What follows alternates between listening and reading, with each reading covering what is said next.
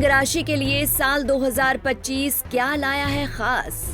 वर्ष 2025 में शनि, गुरु, राहु और केतु करेंगे गोचर। सिंह राशि पर शुरू होगी शनि की ढैया। जाने सिंह राशि के लिए वर्ष 2025 का वार्षिक राशिफल।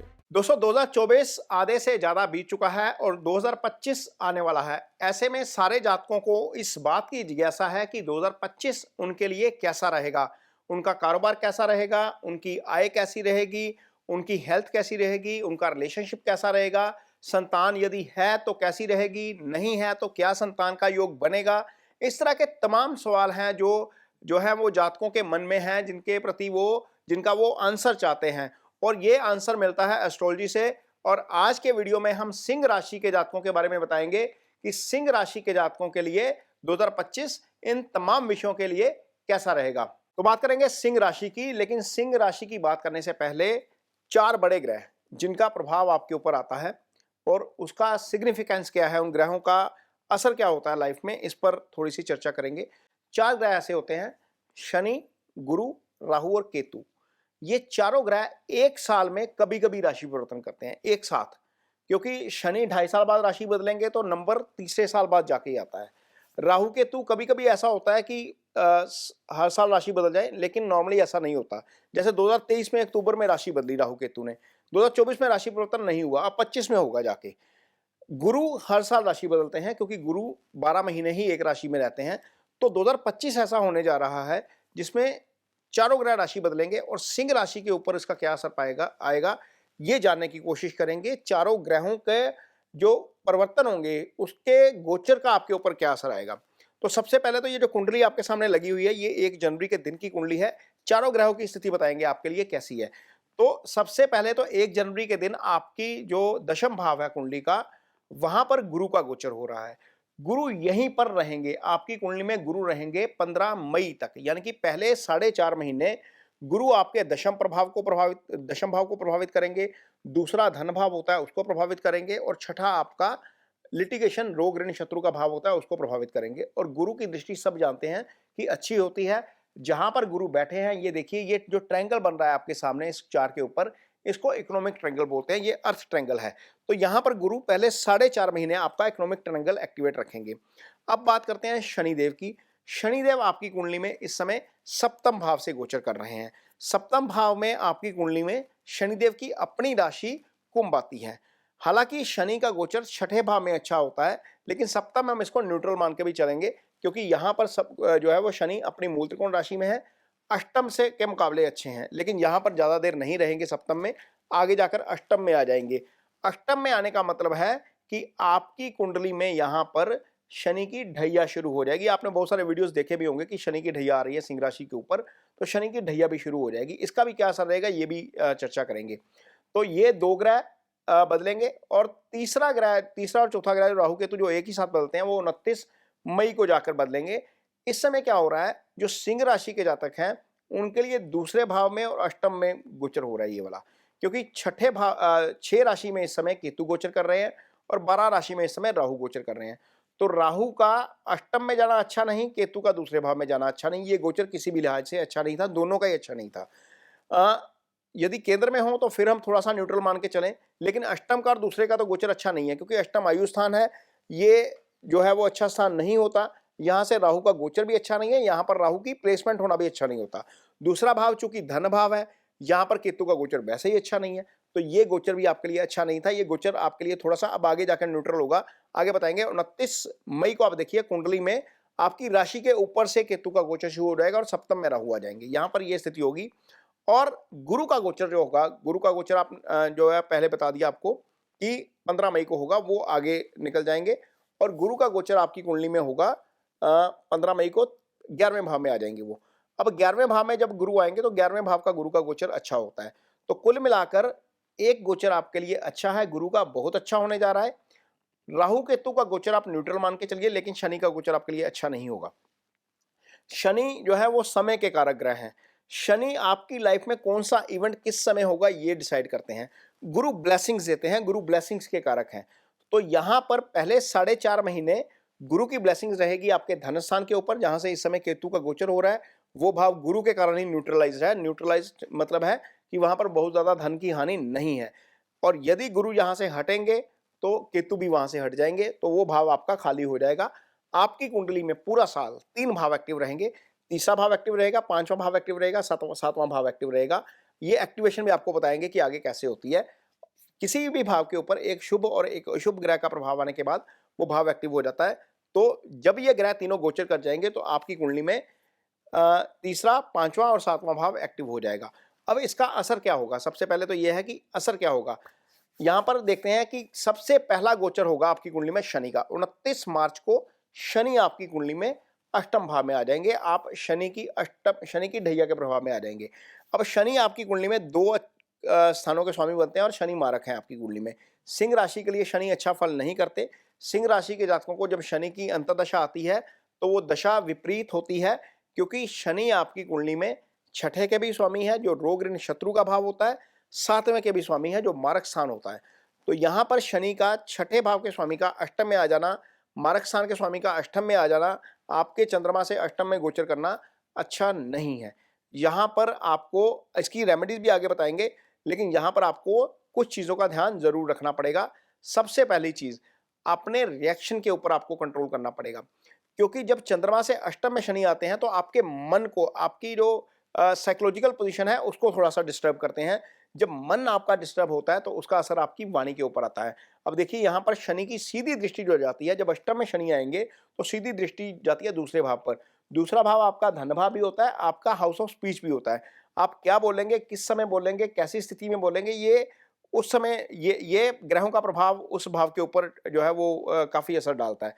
तो कोशिश करिए कि जब शनि का गोचर हो जाए 29 मार्च 2025, उसके बाद किसी भी सिचुएशन को के ऊपर रिएक्ट करने की बजाय उस पर रिस्पॉन्ड करिए। ये ट्रेनिंग आप अपने आप को खुद को दीजिए पहले 4 महीने 2025 के, कि आपको आने वाले 8 महीनों में रिएक्ट नहीं करना, रिस्पॉन्ड करना है। किसी भी सिचुएशन को असेस करना है, वहां पर असेस करने के बाद ही अपनी को प्रतिक्रिया देनी है, अन्यथा वो नुकसान हो सकता है। शनि जब यहां पर बैठेंगे तो दशम भाव को देखेंगे तीसरी दृष्टि से। आप देखिए जो दृष्टि जा रही है वो तीसरी दृष्टि जा रही है। ये दशम भाव आपका कर्म का भाव होता है। होता यह है जब शनि की दृष्टि किसी भाव के ऊपर पड़ती है तो उस भाव से संबंधित काम थोड़े से स्लो हो जाते हैं।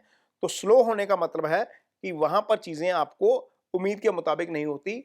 आप कोई प्रोजेक्ट लेते हो, उसको पूरा करने का कोई टारगेट रखते हो, वो टारगेट की आपकी डेडलाइन निकल जाती है। तो ऐसी स्थिति पैदा हो सकती है 2025 में कि आपने कोई काम शुरू किया है, वहां पर आपकी डेडलाइन के मुताबिक चीजें ना हो। कारोबार में डिले हो सकता है, पेमेंट्स आपकी जो पार्टियां हैं वो डिले कर सकती हैं। लेकिन ऐसी स्थिति में सिर्फ हौसला बढ़ा के रखना है। हौसला इसलिए क्योंकि गुरु आय स्थान में है, गुरु की भी आगे चर्चा करते हैं। गुरु आय स्थान में है, वो कैसे मनी का फ्लो आपका ठीक रखेंगे ये बताएंगे आगे आपको। अब आगे बात करेंगे गुरु की, क्योंकि दूसरा गोचर गुरु का होगा और गुरु 15 मार्च को आपके 11th हाउस में आ जाएंगे। 11th हाउस होता है एलिवेशन, 11th हाउस होता है आपकी तरक्की, 11th हाउस होता है आपकी इच्छाएं, 11th हाउस आय भाव है और गुरु इस भाव के कारक हैं। अब गुरु जो है वो यहां पर देख रहे हैं आपकी कुंडली में सीधा पंचम भाव को। शनि की हमने जो चर्चा की है उसमें तीसरी दृष्टि की चर्चा की थी, 7वीं की थी, लेकिन उसकी 10वीं की नहीं की थी, क्योंकि गुरु भी यहां पर देखेंगे। 10वीं दृष्टि आप देखिए शनि की पंचम पे जा रही है, उधर गुरु की भी पंचम पे जा रही है।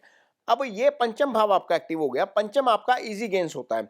इसका मतलब यह है कि कोई ऐसी कमाई गुरु के गोचर के बाद, शनि तो गोचर कर जाएंगे 29 मार्च को, अप्रैल का महीना तो बीच में है और 15 मई तक वो समय है, 45 दिन का वो समय है जब आपको स्ट्रगल करना पड़ेगा फाइनेंशियल फ्रंट पर। लेकिन जैसे ही गुरु आएंगे, गुरु वो भाव एक्टिव करेंगे, इजी गेन्स का भाव होता है। इसका मतलब यह है कि यदि आप स्टॉक मार्केट में इन्वेस्ट करते हैं, यदि आप प्रॉपर्टी में निवेश करते हैं, किसी भी जगह पर निवेश करते हैं जहां पर आपको लगता है कि थोड़ा सा इजी गेन्स आ सकता है, तो वहां पर गुरु की कृपा आनी शुरू हो जाएगी। 15 मई के बाद चीजें फाइनेंस के लिहाज से, पैसे के लिहाज से आपके लिए अच्छी होंगी। अब यहां पर स्थिति यह है कि जो गुरु है वो गुरु आपकी कुंडली में पंचम भाव के स्वामी भी है। अब पंचमेश जो है वो 11th हाउस में आ गया। पंचम के कारक भी गुरु होते हैं। सिंह राशि के लिए गुरु बहुत अच्छे ग्रह हैं और गुरु पंचम भाव के कारक भी होते हैं, 11th के कारक भी होते हैं। तो 11th का कारक 11th में बैठ गया, वहां से पंचम को देख रहा है, वो उसका अपना भाव भी है, उस भाव के वो गुरु कारक भी हैं। तो ये क्या करेंगे, यदि आपके यहाँ पर संतान नहीं है तो आपको संतान होगी। यहाँ पर 15 मई के बाद सिंह राशि के जातक जो है वो संतान की एक्सपेक्टेशन कर सकते हैं। यदि संतान है तो संतान पक्ष से अच्छी खबर भी डेफिनेटली जरूर आएगी। ये भी गुरु की ब्लेसिंग्स के कारण होगा, ये आपको इसके डेफिनेटली रिजल्ट मिलेंगे।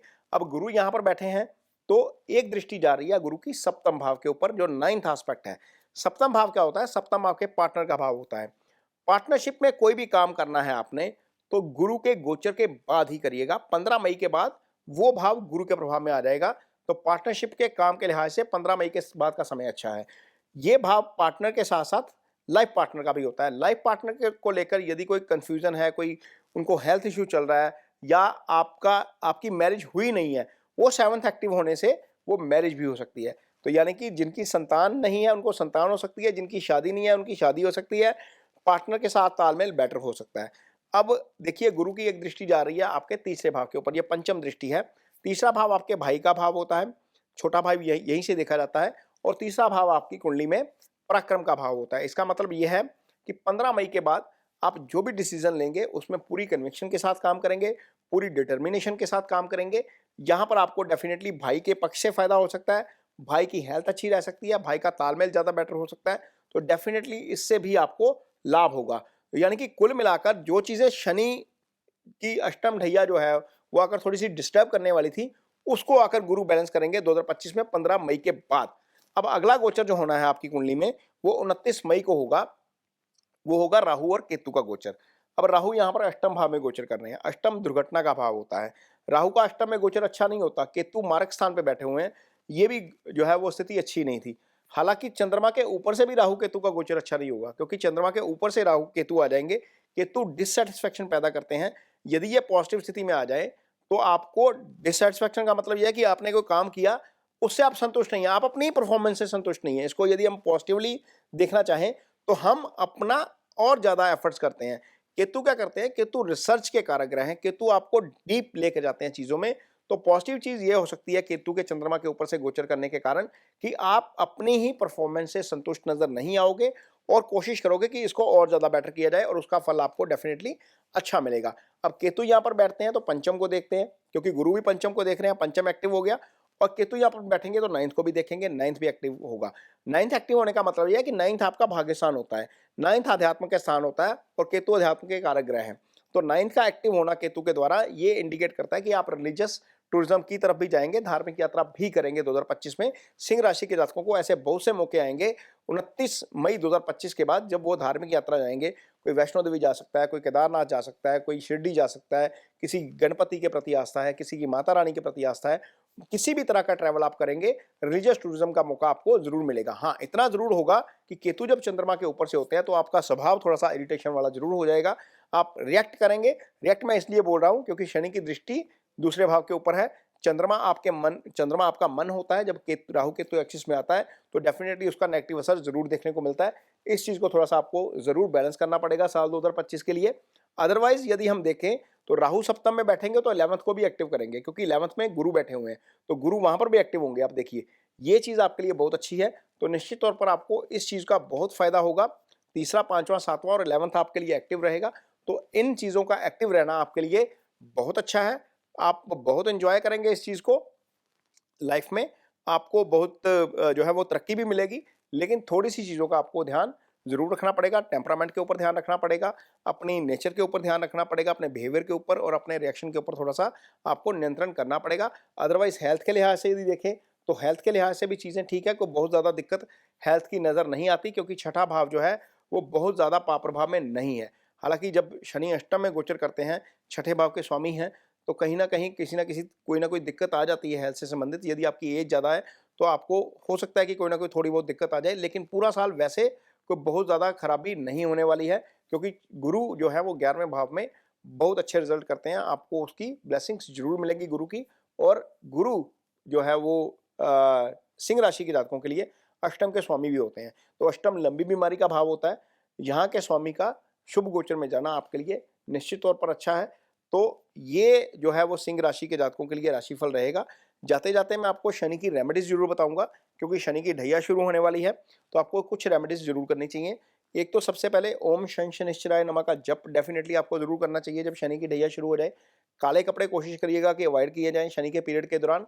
और इसके अलावा यदि आप शनि मंदिर जाते हैं तो छाया पात्र में अपना फेस देखकर सरसों का तेल शनिदेव की शिला पर अर्पित कर सकते हैं। यदि आपकी कोई फैक्ट्री है, आप कोई बिजनेस चला रहे हैं, आप ऐसी पोजीशन पे हैं जहाँ पर आपके अंडर स्टाफ काम करता है, वहाँ पर आपका बिहेवियर जो है वो स्टाफ के साथ कॉर्डियल रहना चाहिए, क्योंकि शनि मासेस को रिप्रेजेंट करते हैं, लेबर क्लास को रिप्रेजेंट करते हैं।